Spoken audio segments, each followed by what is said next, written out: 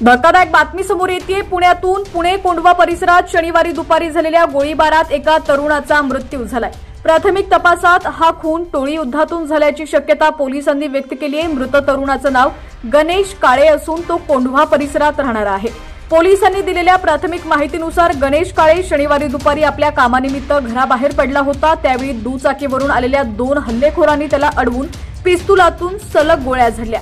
या गोळीबारात काळे गंभीर जखमी झाला। घटनेची माहिती मिळताच कोंढवा पोलिसांनी घटनास्थळी धाव घेतली आणि काळेला तातडीने जवळच्या रुग्णालयात दाखल करण्यात आलं, मात्र उपचारापूर्वीच त्याचा मृत्यू झाला।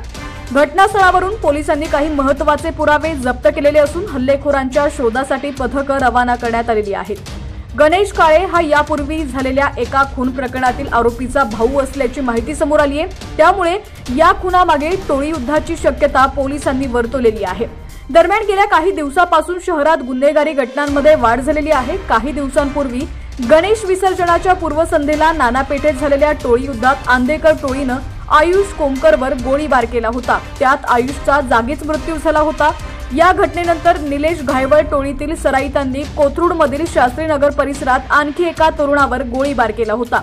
तसंच त्याच परिसरात एका तरुणावर कोयत्यानं वार करून दहशत निर्माण करण्यात आली होती।